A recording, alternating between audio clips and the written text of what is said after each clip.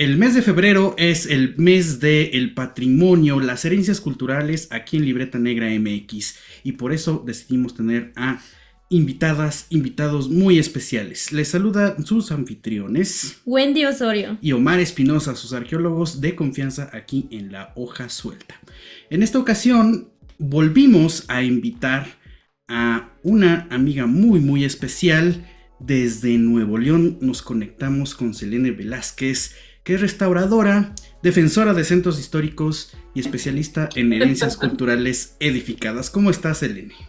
Ay, estoy muy feliz, muy feliz de nuevo de estar acá en La Hoja Suelta con ustedes, contigo, Mari, contigo, Wendy. Ya los extrañaba. A ver, que extrañaba verlos porque siempre los estoy escuchando. Durante todo este año los estuve escuchando, pero ya extrañaba estar aquí en diálogo con ustedes. Entonces estoy muy feliz. Ay, pues claro que sí. Para nosotros pasó rápido, pero nos hubiera gustado que fuera antes, pero bueno, no hay fecha que no se cumpla y qué bueno que estás aquí con nosotros, porque el tema, si bien en una primera charla que tuvimos con Selene, tocamos el tema de manera, digamos, general, introductoria ahí, pero es un tema que da mucho para hablar. De hecho, este episodio seguro no nos va a alcanzar, pero vamos a tratar de abarcar lo importante. Sí, la otra vez estábamos, justo cuando planificamos, hacemos el documento, ¿no? La escaleta y demás, y así como pusimos 4 puntos y dijimos, no nos va a alcanzar con 1 hora. Y efectivamente, pero aquí estamos, y si hace falta volveremos una tercera vez, como de que no, porque el tema de las herencias culturales, o al menos esto como lo pensamos, o lo percibimos, o lo hemos leído por ahí, pues es un tema que sigue dando mucho de qué hablar, y está bien. Está bien porque a veces no podemos tener como muy claro de qué estamos hablando cuando hablamos de estos espacios dentro de esta categoría que llamamos herencias culturales edificadas. Pero, ¿qué nos puedes decir al respecto, Selene? ¿A qué se refiere esta categoría de patrimonio, si es que es una categoría? De entrada, Wendy, es algo, bueno, yo les confieso que me da mucha emoción el saber que la pregunta inicial es ¿qué son las herencias culturales edificadas? Y ya no necesariamente hablar aún y que se toque la palabra, ya no hablar específicamente solo de la cuestión de patrimonio, porque desde hace ya un tiempo con las restauradoras con Glitter empezamos a cambiar la forma de cómo llamar a el patrimonio por herencias culturales materiales e inmateriales, ¿no? O sea, tanto se ha tocado ahí como en otros sitios. ¿Por qué hablar de herencias culturales materiales o inmateriales y por qué no solo seguir hablando de patrimonio? Porque aún, y que antes de que empezáramos a grabar, yo les estaba contando, por ejemplo, de mi papá y de mi papá que ya murió. Es bien interesante porque en todas las conferencias luego me di cuenta que siempre platicaba de él, incluso ahorita de muerto, sigo platicando de él. Y las herencias, vaya, el patrimonio como tal, bueno, una de las excepciones son las herencias del padre. Patrimonio, ¿ok? Pero la verdad es que de un tiempo para acá hemos buscado llamarle herencias culturales para incluir también a las madres, ¿no? O sea, para incluir también a las abuelas, para incluir a las tías, para incluir en sí a estas mujeres que también nos otorgan y que nos dejan herencias a través del tiempo, ¿no? Entonces, si partimos de ahí, las herencias culturales, en este caso, fíjate que pasa algo bien interesante. Cuando hablamos de herencias culturales edificadas, habrá personas que digan, son herencias culturales materiales. En lo personal, yo digo que es una combinación de ambas. Es una combinación entre herencias culturales materiales e inmateriales. ¿Por qué? Aquí viene lo interesante. Cuando tú ves un inmueble, pues lo puedes tocar. Entonces vas a decir, claro, o sea, es una herencia cultural material. Pero la herencia cultural edificada, o sea, realmente la edificación se hizo gracias a un conocimiento. Y muchas veces, por ejemplo, en la arquitectura vernácula, son conocimientos ancestrales, Wendy. O sea, son conocimientos que se fueron justo heredando, que se fueron compartiendo generación tras generación. Entonces, es ahí lo importante de la conservación y también de la restauración de las herencias culturales edificadas. porque yo les comento que en las herencias culturales edificadas se conserva ahí muchísima información de nuestros ancestros. Está la memoria en un inmueble, está la memoria en un adobe. Tú vas incluso a muchos lugares y, por ejemplo, les preguntas, ¿siguen haciendo adobes? Y dicen, no, pues mi abuelo hacía, pero no, pues ya no hacemos. Entonces, en el momento en que las herencias culturales edificadas se pierden, pues se pierde como muchísima información, ¿no? Yo sé que tal vez ya me estoy adelantando, pero estoy como tratando de vincularlo porque las herencias culturales edificadas son estos inmuebles, casonas, monumentos, pero yo siempre les digo, no tienen que ser por estos grandes templos, puede ser una casita pequeña de arquitectura vernácula que haya sido importante para ti, porque ahí hayan vivido tus ancestros, ¿no? O porque ahí habiten. No necesariamente tiene que ser como este gran espacio.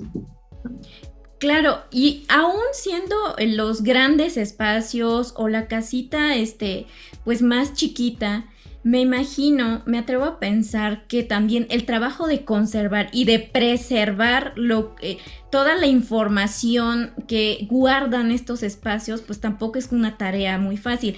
Pero no me adelanto porque ya más adelante nos tienes que contar a qué se enfrentan con toda esta parte. Es que creo que es un tema recurrente en la hoja suelta y por supuesto cuando hacemos programas también, pues en las otras secciones de Libreta Negra MX, es un punto insistente, ¿no? De que no solamente son los objetos o son estos vestigios materiales, sino, pues como bien dices, cómo se construyó una casa, cómo se construye un edificio y cualquier tipo de edificio.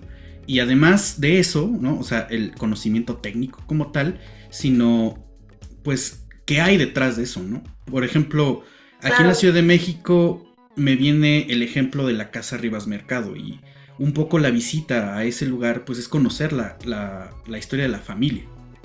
Pero bueno, eso en realidad está en todos lados y también como que no desestimemos, pues, que toda persona es importante y que tiene sus memorias y sus experiencias, sus vivencias en esos objetos que utilizó, en esos espacios que habitó y por supuesto en la ciudad o en el asentamiento donde convivió con más gente.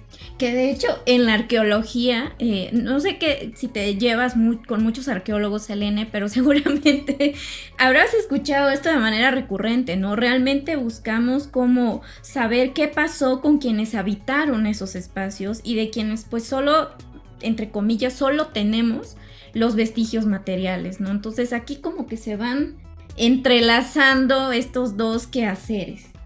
Sí, exacto. Y además nos da mucho gusto que regresaras a la hoja suelta, porque uno de los puntos que se quedaron pendientes del programa pasado, y si no lo han escuchado, pues vayan y busquen justamente cómo leer la ciudad en este episodio que ya tiene un año, además estamos casi cumpliendo la fecha exacta.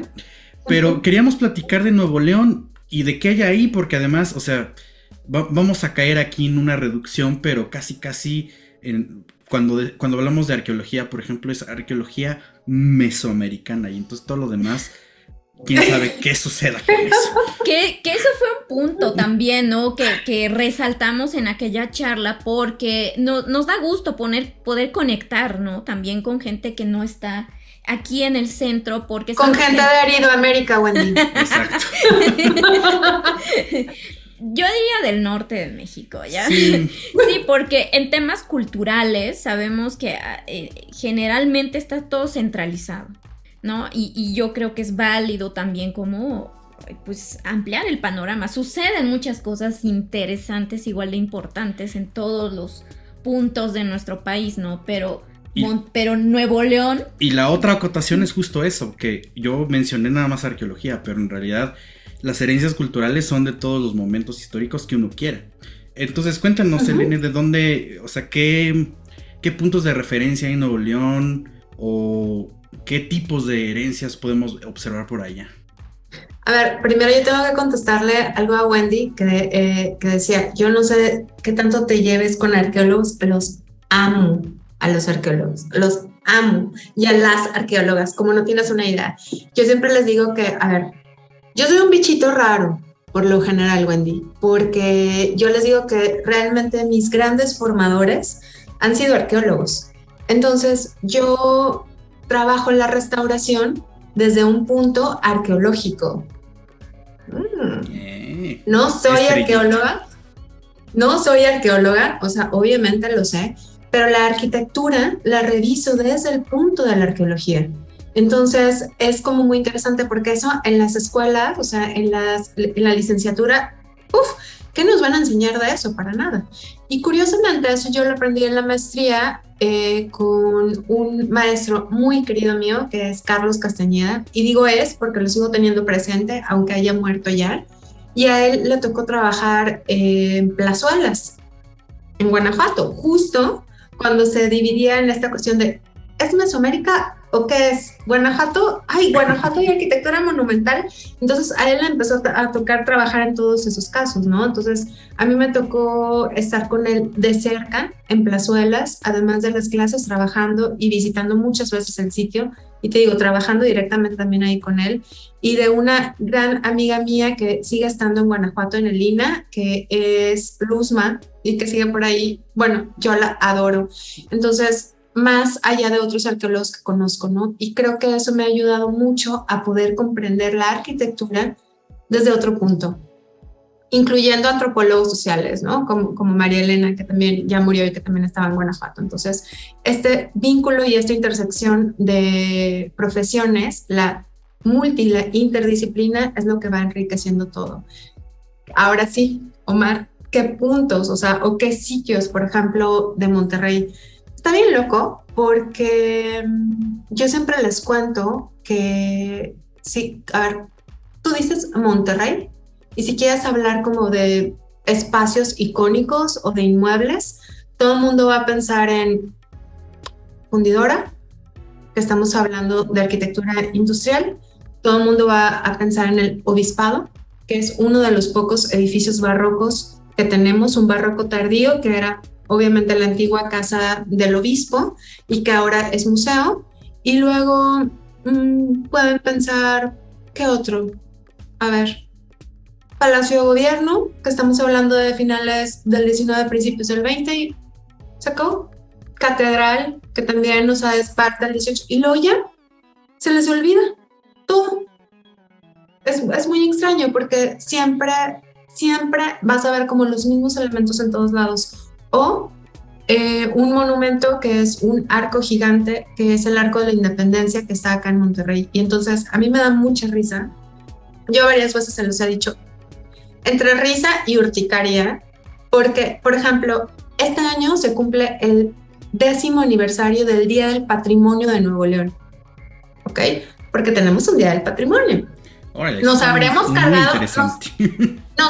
cargado un montonal de cosas, pero tenemos un Día del Patrimonio, y siempre es como el orgullo de todo el mundo decir, Wendy, ¿tú tienes un Día del Patrimonio en tu ciudad, en tu estado? Y Wendy va a decir, no, pues no, nosotros sí, y ya tenemos 10. Y dices tú, bueno, o sea, qué chido, pero, o sea, habría que ver también realmente qué tan buenas son las políticas que están en cuanto a la conservación y la restauración de el patrimonio, como se le llama en esta fiesta, ¿no? Y en esta festividad. Pero bueno, me desvío un poquito. El caso es que, por ejemplo, cada año sacan como el póster del evento, ¿no? Y la mayoría de los póster del Día del Patrimonio ponen los mismos edificios siempre. Y dices tú, güey, ¿es neta? Sí, cada año. O sea, es raro cuando realmente incluyen como algo más, ¿no? Entonces, a mí me llama mucho la atención porque si siempre se habla como de los mismos puntos, la gente no puede poder comparar, más bien, siempre comparan con estos grandes monumentos, que es lo que yo les decía ahorita. Y eso creo que ahí podemos caer en un problema, porque si nada más hablamos de catedral, de el obispado, de Fundidora, pues entonces si vemos una casita de bajareque, no va a ser como importante, ¿no? Entonces eso es como hasta cierto punto riesgoso. Y por ejemplo, aquí hay algo que quiero preguntarte, ahorita que hablabas como de la percepción de la gente o la respuesta. Yo creo que el problema radica entre quienes deciden qué se patrocina, qué se promueve en los medios, en los museos, en las escuelas, de estos espacios que de algún modo te dicen esto es lo que lo que nos identifica, lo que hay que mostrar. Pero el interés por difundir y por divulgar estos espacios, que tal vez no son tan monumentales, pero son muy importantes porque tienen historias de vida que contar, yo creo que resultaría sumamente significativo para mucha gente, sobre todo quienes comparten incluso esos espacios, ¿no? Y desconocen tal vez la historia de la casa en la que no sé, les queda a unos metros de donde viven, ¿no? Yo creo que ese es un muy buen punto pues como de incentivo para fomentar proyectos como el que tú tienes, Elena, de Restáurica. Pues es que curiosamente, Wendy, lo que he procurado desde hace tiempo es irme por ahí. O sea, bueno, no desde hace tiempo, desde antes que Restáurica existiera y desde antes que me fuera a estudiar una maestría de restauración de sitios y monumentos, ¿no? O sea, a mí en lo particular siempre me ha llamado mucho la atención esta arquitectura que no necesariamente es la arquitectura monumental, sino que es arquitectura de uso diario, o sea, como la arquitectura civil, y que son incluso casitas pequeñas o tejabanes, ¿no? O sea, me llama mucho la atención cómo se fabricó y cómo se llegó a eso y cómo siguen ahí, cómo continúan algunas en ruinas, algunas abandonadas, pero muchas otras habitadas. Entonces, estas historias de vida que mencionas tú son muy importantes porque es como, bueno, ¿quién construyó esto? ¿Para quién lo construyó? ¿Cómo lo construyeron? Entonces, si tú puedes comprender una casita pequeña, puedes comprender catedral, ¿no? O sea, realmente puedes comprender edificios muchísimo más grandes, porque muchas veces estas tecnologías vernáculas están en cositas pequeñas y después pues en monumentos gigantes, ¿no? Entonces yo considero que es, como bien dices, importante, y también algo que a mí me da mucho gusto es que cada vez más se está hablando de este tipo de arquitectura y cada vez hay más gente que está interesada en poderlo mostrar y en difundirlo, y eso es lo más interesante e importante, tanto en municipios y sobre todo, por ejemplo, en la ciudad. O sea, cada vez hay más colectivos que desde sus visiones están presentando la diferente arquitectura que tenemos, ¿no? No solo esta arquitectura de cemento, de vidrio y de acero. Y es que además es como también un poco la comprensión hasta de la historia, ¿no? O sea, está como muy en boga o muy presente en la mente de la gente que historias son como grandes héroes, grandes momentos. Y si lo trasladamos a las herencias culturales es lo mismo, como el gran edificio, la catedral, el gran momento que se ejemplifica con un monumento. Y yo pensaría que hay dos cosas, ¿no? Primero, esta visión grandilocuente, y lo segundo es que normalmente siempre está centralizado. O sea, porque ahorita arrancamos con ejemplos, pero de Monterrey. Pero esa es una ciudad, ¿no? Claro. Y así como cualquier otro estado de la república, pues obviamente sí se va a concentrar en los asentamientos principales, en las grandes ciudades, pero alrededor hay más cosas. Y eso también es importante, ¿no? Incluso volviendo a esta visión de la historia, pues no sé, desde la adaptación ambiental, que también platicamos un poco el episodio pasado, y es parte de las luchas que existen actualmente. Por ejemplo, los problemas del agua, y que eso está relacionado en la manera en que se ha invertido en los desarrollos inmobiliarios, básicamente. Claro. Pero bueno, es que como que todo esto de las herencias culturales y las historias y experiencias de vida cruza con un chorro de temas que no lo percibimos de manera diaria, ¿no? Yo creo que estamos así, vamos camino al trabajo y Y pues sin duda estamos pensando en otra cosa. Pero es como Marvel, todo está conectado. Claro, o sea, sí, y hay varios multiversos. Exactamente. Pero, por ejemplo, a ver, ahorita, o sea, en lo que hablas, Omar, hay como, podría ir deshebrando muchos hilitos. Y para empezar, o sea, lo que decías de que se hablaba, o que me preguntaban, bueno, ¿qué monumentos se podrían hablar o cuáles puntos de herencias culturales edificadas en Nuevo León? Y yo les decía los de Monterrey, porque todo el mundo habla de esos. Cuando realmente hay, pues, quisiera, de verdad, yo espero que cuando me visiten, agarremos carretera y vayamos a conocer las haciendas que hay en el estado. Son increíbles. O sea, las haciendas que yo conozco están o sea, realmente están brutales, dirían, eso está en Nuevo León. Y sí, o sea, tenemos haciendas, la verdad, muy impresionantes, muy distintas a otras partes del país. Obviamente, unas de las más grandes están ya yendo hacia el altiplano, hacia San Luis Potosí, obviamente como por las conexiones, pero todo el estado está lleno de edificaciones, la verdad, muy impresionantes, ¿no? Tanto de carácter industrial o ferroviario, por ejemplo, ya yéndonos como más hacia 19-20, pero hay muchísima arquitectura, la verdad, muy impresionante, que no necesariamente tiene que ser enorme, ¿no?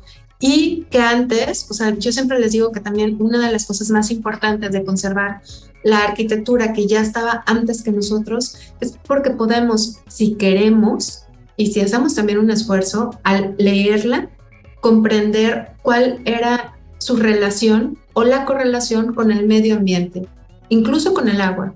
En muchos habían pozos, hay pocas zonas en donde hay aljibes, no tenemos tantos aljibes como por ejemplo en el centro del país, porque aún y que se dice, nunca hemos tenido agua, o sea, a ver, tú excavabas y había agua, ¿sabes? O sea, donde se fundó Monterrey, por ejemplo, hablando otra vez de Monterrey, estaban los ojos de agua, habían veneros, o sea, siempre ha habido agua. Lo que pasa es que el modelo económico y el modelo de industria, de construcción, el movimiento inmobiliario, obviamente, nos hizo que perdiéramos la conexión con el contexto, con el medio ambiente, y ahora sí fue a acabarnos todo lo que teníamos, incluyendo el agua. O sea, es por eso que ahorita tenemos este caos, ¿no? Sí, claro, que el año pasado, o sea, estamos hablando de 2022, fue noticia, ¿no? Que no tenían agua y era una Y este año también va a ser.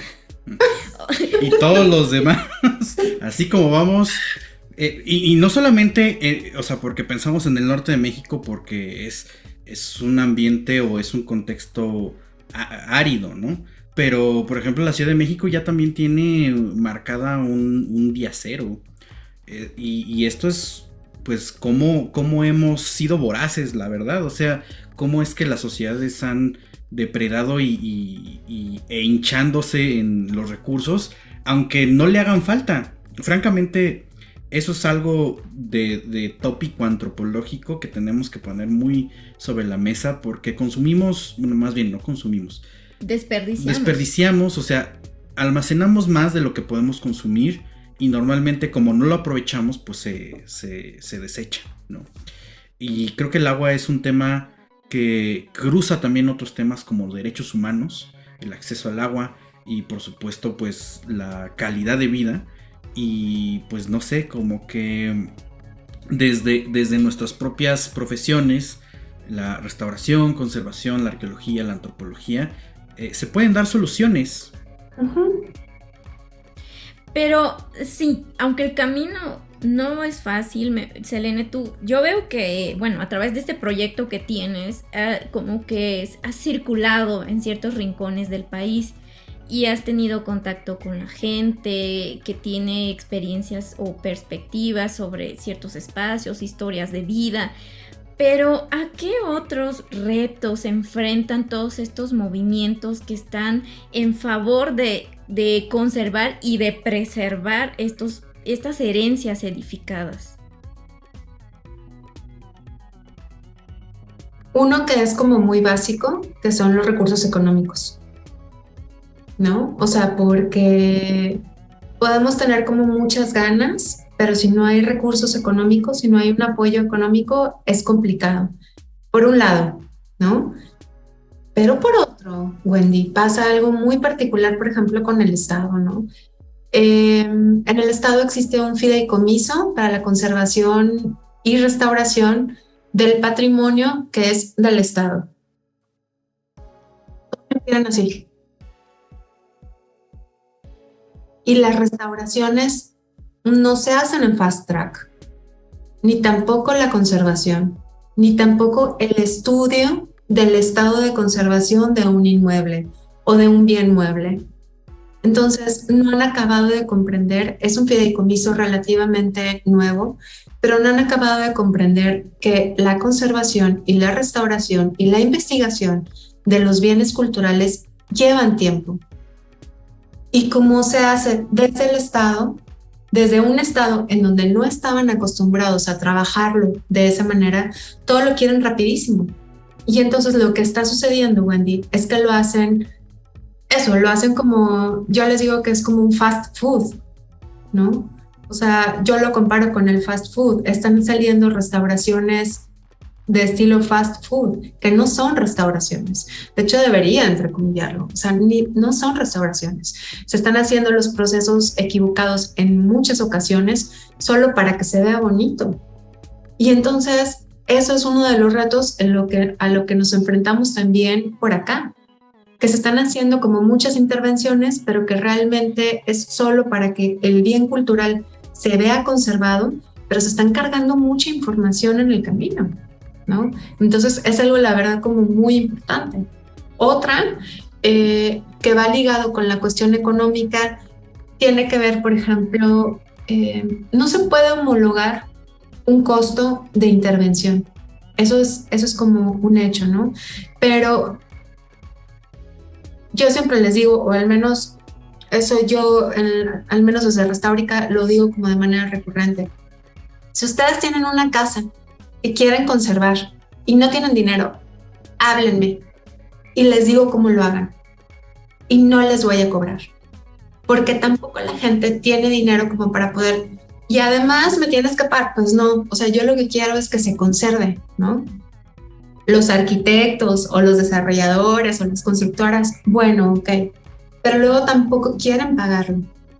Entonces es como muy complicado, ¿no? Quien sí tiene el recurso muchas veces no lo quiere pagar. Y a las otras personas que no tienen, al menos en lo particular, yo también siempre les he dicho, háblenme y, o sea, en donde esté como mis posibilidades, yo les digo cómo, ¿no? O sea, porque realmente también lo que quiero es que estas herencias culturales se mantengan, que se conserven. Y sobre todo, como también lo digo de manera recurrente, que los espacios que habitan sean espacios sanos, porque no solo se trata de la mejora estética o la conservación estética del bien cultural, sino que estén dentro, que estén habitando espacios sanos, para que las personas también estén sanas. ¿Más o menos? Sí, por supuesto. Y me llama mucho la atención esto que dices, porque tiene que ver también la forma en que se percibe la labor del restaurador, tal vez de los arquitectos, de los especialistas que luego tienen que involucrarse en estos proyectos de rescate, conservación, preservación de estas herencias edificadas. Y es algo también que en otros espacios, con otros colegas también hemos hablado, es un punto lamentablemente común, ¿no? Como esta percepción que se tiene del trabajo que hacemos, como que no tiene que entrar el especialista, ¿no? ¿Para qué? Nomás cobra caro y se tarda mucho. Y como, ¿por qué les pagan? Sí, eso ni es una profesión, parece ser. O seguro les debe de pasar a ustedes, como también me pasa a mí. Ay, es que se ve que te encanta, Selene. O sea, es que es tu pasión. Sí, es mi pasión, pero pues también tengo que pagar la renta, ¿verdad? Y tengo que pagar la luz, y tengo que pagar todo. Entonces, muchas veces la gente, Wendy, también te ve tan emocionada. Ay, güey, no se diga con conferencias, que muchas veces te invitan a dar conferencias, por ejemplo, y no te las pagan. O sea, porque dicen, pero te estoy dando el foro para que hable. O sea, sí, y está bien, pero inviertes mucho tiempo en preparar una conferencia para que la demás gente se entere, no necesariamente de tu trabajo, sino de lo que hay y de lo que se puede hacer. Y las instituciones muchas veces no te lo quieren pagar. O sea, entonces también es complicado. Entonces mucha de la labor que se hace es, a mí no me gusta utilizarlo porque alguna vez me lo dijeron en una institución de acá de gobierno y dijeron, ay, Selene, hazlo pro bono. Y yo, ¿qué es pro bono? Porque ni siquiera entendía que era pro bono, ¿no? Pero la verdad es que muchas veces, o sea, pareciera que se aprovechan del amor que tenemos por todo esto y no debería de ser así. Claro, porque hacen uso de ese trabajo en los discursos y en otro tipo de espacios, ¿no? Porque realmente eso habla de la importancia que tiene el trabajo que haces. O sea, claro, ahí es como que me resulta también contradictorio el hecho de que no se quieran destinar recursos para esta parte importante de la investigación, ¿no? Y de la intervención por parte, por ejemplo, de los especialistas. Pero bueno, si a problemas nos vamos trabajando con las herencias culturales, creo que no acabamos. Yo nada más les voy a recordar a quien nos esté escuchando que en marzo se cumple ya otro aniversario de ese famoso tweet que sale desde la cuenta oficial del Museo Nacional de Arte, que pues que decía que pues que sí, trabajar en arte o en cultura no se trata de solamente trabajar por el amor a la profesión, sino que pues también requiere un pago puntual y pues eso generó muchos movimientos en 2018 respecto a las contrataciones en capítulo 3000 y por supuesto todo el sistema de contrataciones irregulares que existe, aunque lo quieran negar, en el sector cultura, que impacta directamente pues en todas las profesiones que gestionan estas herencias culturales, también las naturales, por cierto, que es algo que hay que tomarlo muy en cuenta, los entornos naturales que están decretados como zona protegida. Y pues básicamente todo lo que tiene que ver con arqueología, antropología, historia, lingüística, restauración. Bueno, ustedes hagan una lista y pues es una serie de cosas, pero para no desviarnos tanto del tema, regresemos un poco a algo más ameno. Yo creo que no nos desviamos, Omar. Tiene que ver también, es importante hacerlo. Y yo creo que, por ejemplo, el proyecto que hace Selene, bueno, es que te seguimos mucho en tus redes sociales, ¿no? Y andamos viendo, pues, qué onda con este proyecto. Entonces, tiene que ver, porque también yo he visto que se plantean estas problemáticas, claro, ¿no? Todo está relacionado. Pero ibas a preguntarle algo más ameno también. Sí, bueno, es que ahorita también me acordé de que en realidad este tipo de reclamos, si lo quieren ver, en realidad yo no lo consideraría así, sino más bien como un señalamiento, ¿no? Porque lo que no se señala no existe y eso hay que tomar conciencia de eso, porque hay muchos problemas de fondo. Y que sean problemas de fondo no significa que no puedas hacer conciencia mediante uso de recursos ingeniosos y muy creativos, como lo del 28 de diciembre, que también es una lucha, ¿no? Cuéntanos un poco de esas luchas respecto a los centros históricos y bueno, y ahorita cuentas lo del 28 de diciembre para aquellos que no te siguen en Facebook y en Twitter y en Instagram. A ver, ayer que vi a mi hermano, que vi a uno de mis hermanos, le hacía una broma y le digo, ay, güey, le digo, bueno, hacíamos como ya les iba a decir todo, pero no, creo que no es el momento para decirlo, ya hasta me puse roja. Pero a lo que voy es que le digo, güey, luego soy bien chistosa, le digo, pero luego soy bien ácida. Entonces, mi humor es como un humorcito muy particular, porque la verdad es que entre que es como humor negro, ácido, y entonces a mí me encantan los 28 de diciembre. Iban a decir 28 de diciembre porque, bueno, que es el día en México, que no me acuerdo si en otras partes de Latinoamérica, pero es el día de los santos inocentes. Y entonces, vaya, podríamos hablar como todo de por qué no vamos a entrar, pero es el día para hacer inocente a la gente. Y me encanta, y me ha gustado siempre desde niña. Entonces la verdad es que es muy divertido y me encanta hacer bromas al respecto. Pero además, las bromas que hago ese día, desde que era niña, suelo hacerlo como con mucha seriedad. Entonces la gente de verdad cae. Entonces, para este 28 de diciembre, en Restaurica, a ver, Restaurica es como no es como o sea, es uno de mis proyectos de vida y es mi taller de conservación y restauración, ¿no? Y entonces tengo una página de Facebook, para quien no sabe, y tengo un montón de seguidores ahí. Bueno, más bien Restaurica tiene un montón de seguidores. Total que dije, ¿cómo los podrá hacer inocentes? Ah, ya sé. Acá en mi pueblo, o sea, Monterrey, a cada rato, yo lo tengo documentando desde el 2000, como desde el 2005. Cada vez que hay un alcalde o una alcaldesa, hay un nuevo programa para rescatar el centro histórico. Entonces le han puesto todos los nombres posibles, ¿no? Ahorita, por ejemplo, el más nuevo es Renacentro. Qué ingenioso. Okay. Sí, todo el tiempo, ¿no? Renacentro. Entonces, pues yo dije, ya sé, les voy a hacer como toda una campaña de marketing de que ahora en Restaurica vamos a unirnos a una nueva campaña desde donde sea, desde gobierno, junto con Airbnb, y en lugar de Renacentro, ¿cómo le puedo decir? Ya sé, tu nuevo centro, tuneo de tunear, tu neocentro. Entonces era un juego de palabras, ¿no? Entonces pongo varias casitas que están como entre abandonadas, y no, pongo una fotografía antigua del centro histórico, pongo el logo de Airbnb. Dije, güey, ¿cómo le hago para que no me vayan a mandar los de Airbnb? En todas las fotografías abajo estaba chiquito que decía Inocente Palomita, y todo, en todas las fotografías, ¿no? Entonces hice toda una campaña de tu neocentro, tu nuevo centro tuneado. Vamos a estar ahora en Restaurica, de que si tú tienes, por ejemplo, Wendy, uno era,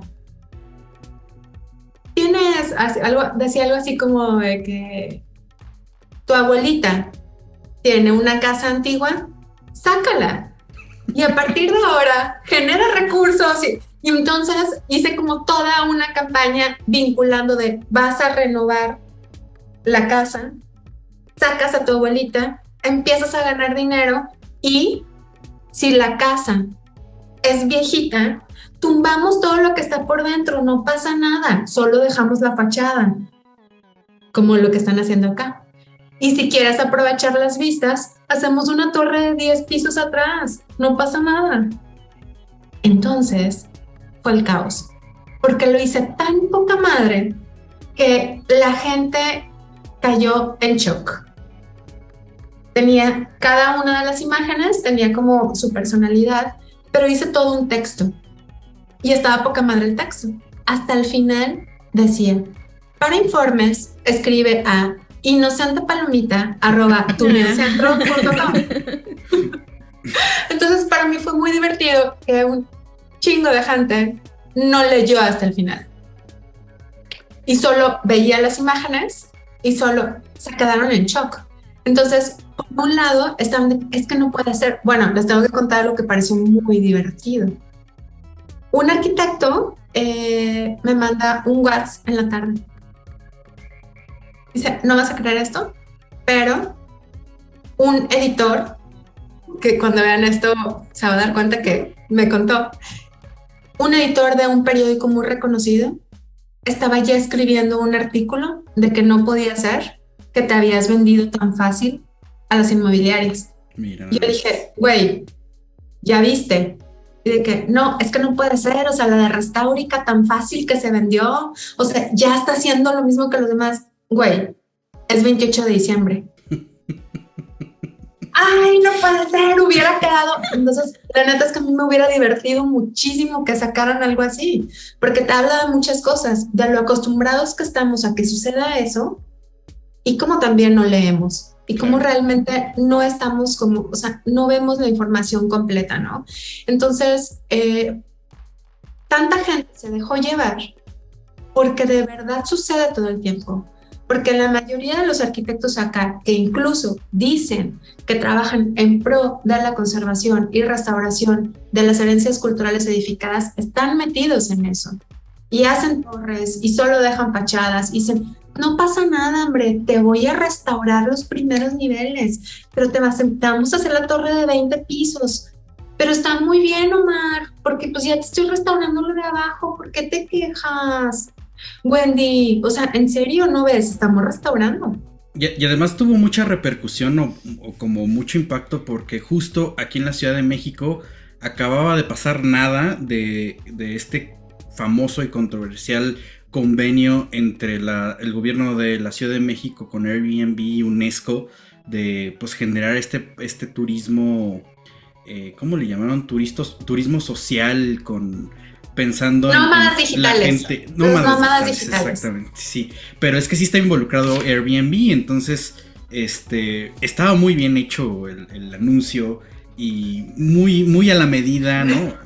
Ahora sí que montaste esa ola y me parece una estrategia buena para concientizar, aunque...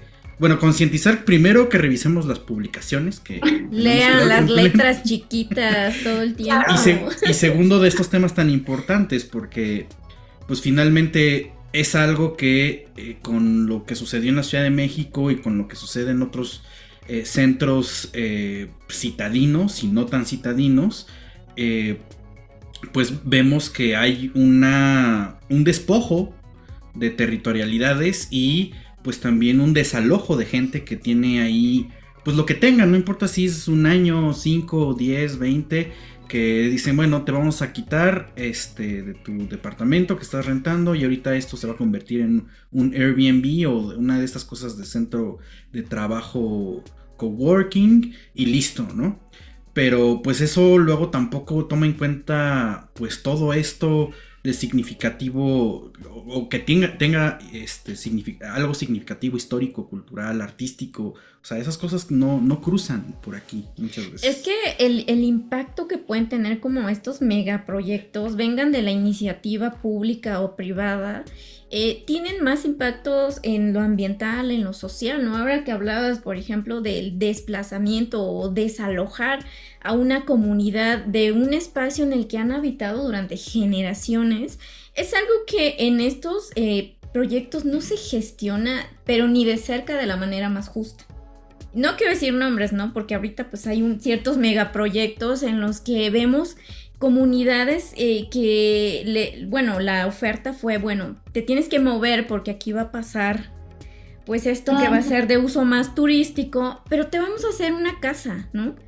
Pero y entonces vemos este tipo de diseños sumamente pues antiecológicos y que además yo creo que para la gente que tiene como cierta forma de construir sus casas, puede resultar un choque, ¿no? ¿Cómo te acostumbras a este concreto, a estas cajas de concreto, que aparte el clima tampoco es como de lo más cómodo, no sé, a mí me preocupa mucho este tipo de cosas, ¿no? Pero bueno, no podemos... No, es que, a ver. A ver, estoy como tratando de aterrizar todo. Además de que yo los invito a que me inviten, y puede ser más gente, de que hablemos justo sobre despojos, sobre la gentrificación, o sea, sobre todas estas cuestiones inmobiliarias que están sucediendo, no solo en una ciudad del país, sino en todo el país. La verdad es que creo que sería como muy interesante. Vamos a hablar de justo estas dos cosas que estás tocando ahorita, Wendy, tanto lo que hablaba Omar sobre la cuestión de los despojos y después de estas cuestiones turísticas, ¿no? ¿Qué pasa? Se los voy a aterrizar, por ejemplo, acá en el norte, ¿no? ¿Qué pasa específicamente en una ciudad como Monterrey? Resumidas cuentas, el centro obviamente pues es el centro, ¿no? O sea, durante mucho tiempo estuvo muy súper habitado.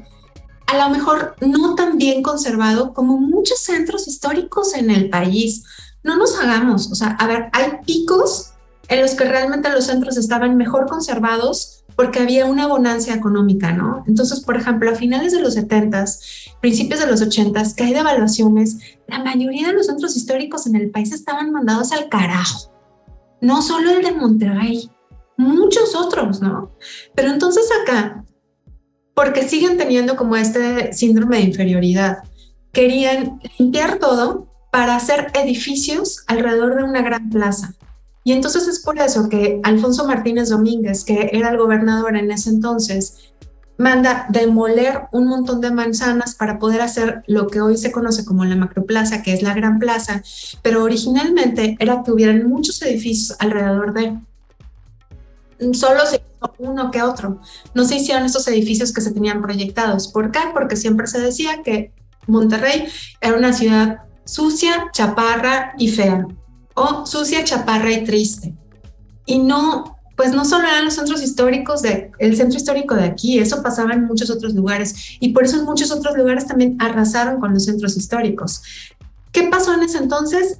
Sacaron a mucha gente que habitaba el centro, los despojaron, los desalojaron a la mala, y entonces se hizo la Gran Plaza.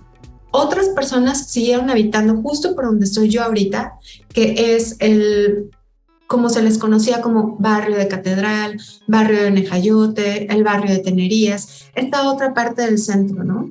Y entonces siguieron habitando aquí. Pero después en los 90s, Macroplaza fue en los 80s, inicios, y luego en los 90s hacen este mal llamado barrio antiguo. Y se crea una etiqueta comercial, Wendy, sobre todo para una cuestión de turistificación, ¿no? Ni siquiera se hablaba de turistificación porque no existía el concepto, pero se empezó a crear como una cuestión muy de fachadismo y luego antros. No porque los antros estén mal o porque nos espantemos. Cuando yo estaba huerca también venía a un antro, ¿no? O sea, me encantaba ir a Iguanas y era como muy feliz. Pero aquí habitaba gente. Y todos los que veníamos no éramos conscientes, ¿no? Y el propio municipio y el propio estado no era consciente. Entonces cada vez la gente se fue yendo un poquito más y más y más. Y entonces cada vez el centro se empezó a deshabitar un poquito más, pero como quiera seguía habitado. Y el centro sigue habitado. Entonces pasan las décadas y cada vez hay estas cuestiones que les decía ahorita de cada alcalde que dicen: vamos a recuperar el centro, porque está sucio, abandonado y triste. ¿Les suena familiar? Igual que en los 80s, exactamente igual que en los 80s. Y entonces empieza el boom inmobiliario. El boom inmobiliario tiene como un poco más de 10 años, Pero antes, ligado con lo que nos sucede acá, hay la violencia. Así como se acuerdan de la sequía del año pasado, que también vamos a tener este año, segunda temporada, hubo un momento en el 2010 que hubo una crisis severa de seguridad en el estado y sobre todo en Monterrey. Habían colgados en los puentes, habían tiroteos, habían balazos aquí exactamente en el barrio antiguo. Y entonces la gente más empezó a ir. Y en ese entonces yo me acuerdo que yo le decía a mi papá: préstame dinero. Él me decía: ¿para qué? Le digo: pues para comprar algo, le digo, porque seguro va a bajar mucho de precio, ¿no? Porque realmente lo que querían hacer, y sucedió y funcionó muy bien, fue empezar con la especulación inmobiliaria de esa manera. Balazos, la gente se va, los suelos empiezan a bajar de costo, mucha gente compró propiedades, muchas, y las dejaron ahí. Conforme fue pasando el tiempo, empezaron a aparecer torres. Y ahorita hay un boom inmobiliario para decir: Omar, Wendy, vénganse a vivir al centro. En un departamento de 25 metros cuadrados por 3 millones de pesos. Porque hay que redensificar el centro. Porque la gente tiene que volver al centro. Porque hay un eslogan que dice así: todo vuelve al centro. Espérense, les digo, todo vuelve, todo siempre ha estado en el centro. Pero entonces la gente, los grandes desarrolladores, junto con algunos arquitectos, sino es que muchos arquitectos, te dicen: hay que redensificar el centro. porque ya no podemos seguir llevando la infraestructura a las periferias. Pero Wendy, Omar, ¿quién puede pagar los departamentos que se están haciendo en el centro? Que son mini casitas, como si fueran las mini casitas que están en las periferias, pero amontonadas en millones de pesos.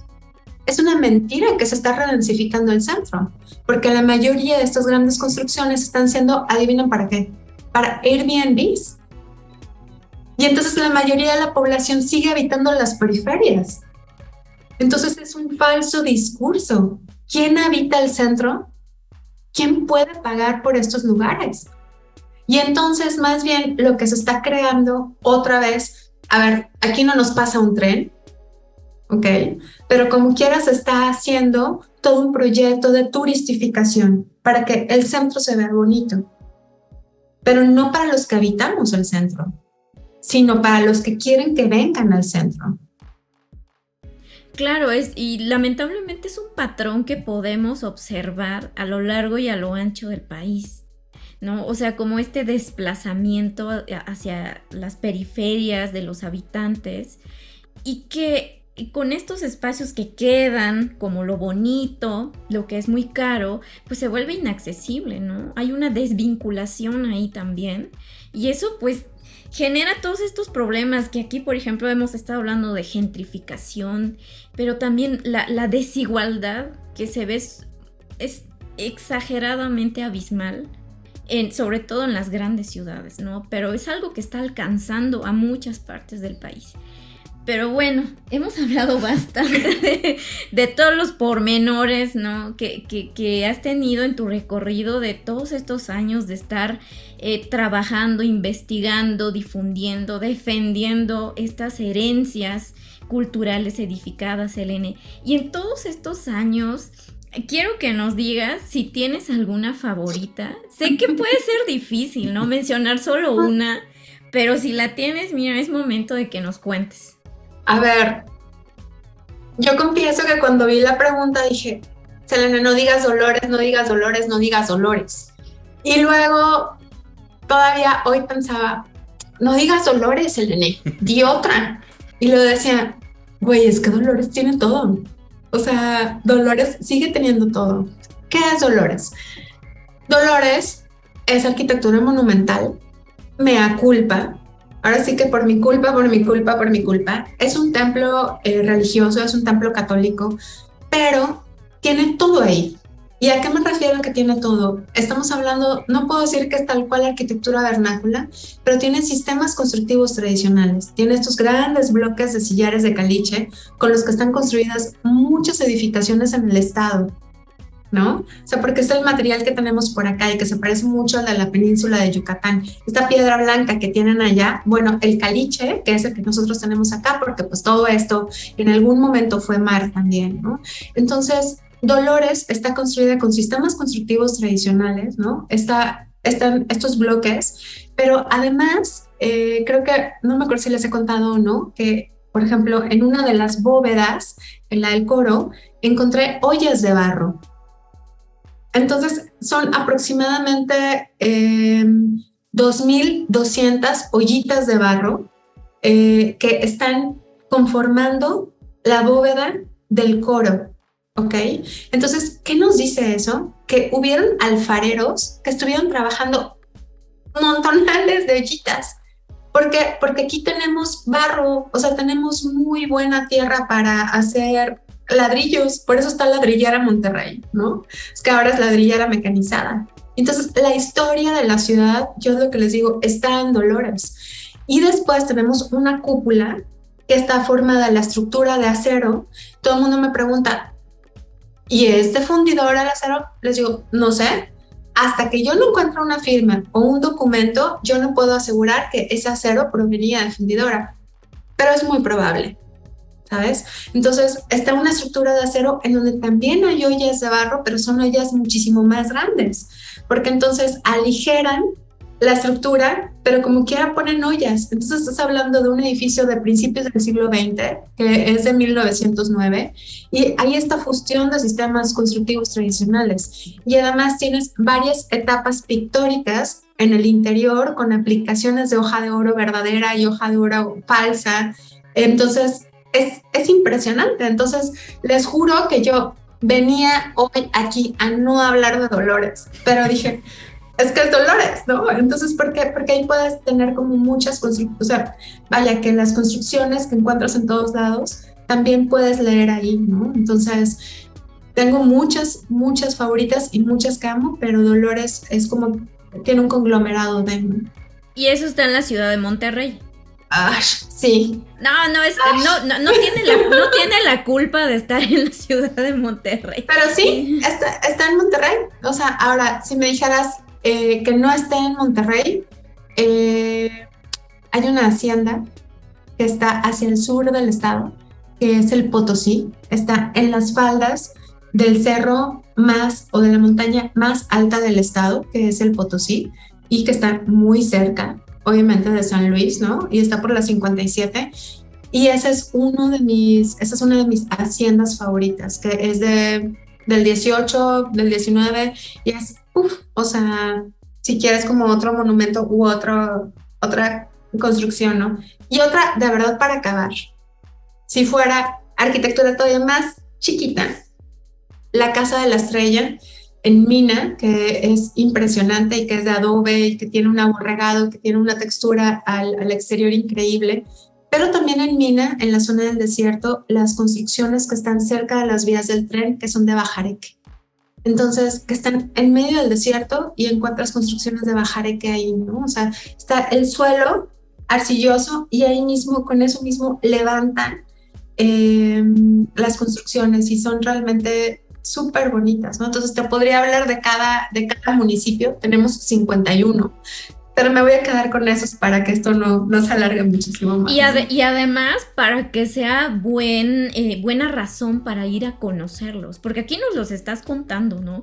Pero no es lo mismo verlo y que nos acompañes ahí para conocer estos espacios y saber lo que tal vez a primera vista no se ve, ¿no? Entonces, sí, yo sé que es difícil elegir una, pero yo creo que sí nos vamos a ir con Restaurica. Ya necesitamos que Libreta Negra MX genere unos viajecitos, unas salidas para hacer un programa así ya in situ. Yo seré muy feliz, ¿eh? Yo de verdad seré la más honrada de que estén por acá y yo estoy segura que es muy probable, estoy segura que es muy probable, no. Estoy segura que les va a cambiar todavía más la percepción de la arquitectura que tenemos acá, de las herencias culturales, materiales e inmateriales, o sea, de la gastronomía, de todo, ¿no? Entonces, de verdad, o sea, espero que vengan muy pronto. Pues ojalá y ya sea en un par de meses o algo así, porque ya podemos salir con un poco más de tranquilidad, con medidas por supuesto, pero ya hace falta conocer otros lugares. Yo no conozco mucho el norte del país, siendo muy sincero, pero me encantaría ir de visita y pues ver todo esto que nos cuentas y por supuesto pues sumar pues voces a la lucha, a los temas bonitos, a los no tan bonitos, a los ásperos, pero bueno, por eso estamos aquí y lamentablemente ya se ha pasado el tiempo volando. Entonces ya nada más para cerrar, ¿en dónde te pueden encontrar, Selene? Y para que pongan atención el próximo 28 de diciembre de 2023. Lean las letras chiquitas. Miren, yo quisiera decirles que no voy a hacer ninguna broma para el 28 de diciembre, pero es muy probable que sí, ¿no? Entonces dejen ustedes, que tampoco es que lo pienso con mucho tiempo de anterioridad. Ese día estaba, ¿qué hago? ¿Qué digo? Y ya sé. Y entonces en la mañana me puse a darle, pero bueno, ¿dónde me pueden encontrar? Bueno, a mí no, porque yo es lo que siempre le digo a todo el mundo, en mis cuentas personales subo demasiadas selfies y neta, no me quieren ver a mí, quieren ver lo que se hace en Restaurica. Entonces pueden seguir el Facebook de Restaurica con K. En Instagram estamos como restaurica.mx. Solo quiero checar si es .mx. Sí, @restaurica.mx y en Twitter estamos como @restaurica. Pues ahí está, para que no nos perdamos de todos estos espacios, de las cuales también tienes como estas herramientas visuales muy bonitas, muy explicativas. Entonces, Yo me declaro fan de este proyecto y de todo lo que nos compartes, y te agradecemos que hayas querido estar en este espacio de La Hoja Suelta. Seguramente va a haber otro episodio. Sí, por ahí estábamos platicando, y déjenlo en los comentarios si les agrada la idea. Hace falta programas donde liguemos cosas de cultura pop con nuestras profesiones. Por favor. Ya hicimos una hoja suelta que tiene que ver con la arqueología y el cine, pero es que todavía hay más cosas. Por ejemplo, no tuvimos oportunidad de hablar de Wakanda Forever, que es una película que me gustó mucho, que por cierto por ahí hay escenas de haciendas, dicho sea de paso. De hecho. Pero bueno, es que la gente luego nos reconoce, o sea, nos reconoce como profesionales, no que nos reconozcan en la calle. Todavía no hace eso. Pero nos reconoce como profesionistas y como, eso, Omar el arqueólogo serio, ¿no? Pero también nos gustan estas cosas, ser así geek o nerd o así. Entonces creo que hace falta eso, y yo sé, Celine, que tú tienes ese lado también. Entonces por ahí podríamos hacer alguna cosa de repente. Yo encantada. Nosotros felices. Yo creo que esto ya se está también armando, como que ya va agarrando forma el tercer episodio. Pero bueno, esperemos que pueda salir también, pues si no este año, yo creo que sí. Pues es lo que te iba a decir, Wendy. Yo no les aseguro que la piñata va a seguir ahí el año que viene, ¿eh? O sea, ya sería el tercer año. Entonces... Sí, para quienes nos están viendo en YouTube, creo que se darán cuenta de que esa piñata... sí, sigue. Es parte de la escenografía. Sí. Del set de... Sí, bueno, y lo decimos porque justo el programa de hace un año también estaba la piñata, entonces... Pero creo que eso le da un buen toque de escenografía. Entonces, pues no hay queja. Pues, Celine, muchas gracias, de verdad.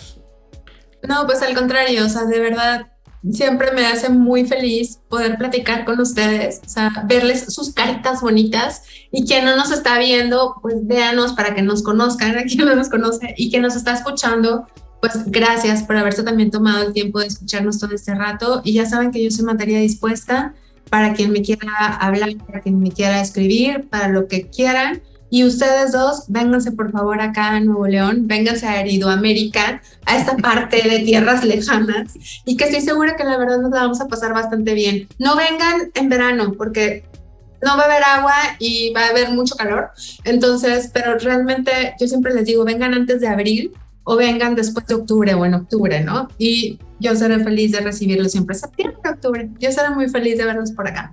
Te vamos a tomar la palabra. Y bueno, también agradecer a nuestra audiencia que sigue estas pláticas, este proyecto de Libreta Negra MX. Síganos en todas nuestras redes sociales y compartan nuestros contenidos si saben de alguien que le pueda interesar mucho este tipo de contenidos, valga la redundancia. Es la mejor forma de apoyar estos proyectos culturales de difusión y divulgación independientes. Compartan, dejen un comentario, pónganle like, y si pueden, pues dense una vuelta por nuestro Patreon, Ko-fi o PayPal. Pues muchísimas gracias y nos escuchamos la próxima semana. Bye. Chao. Gracias por acompañarnos. Nos escuchamos la próxima transmisión. Y en caso de que no nos veamos, buenos días, buenas tardes y buenas noches. Cultivamos memorias al aire.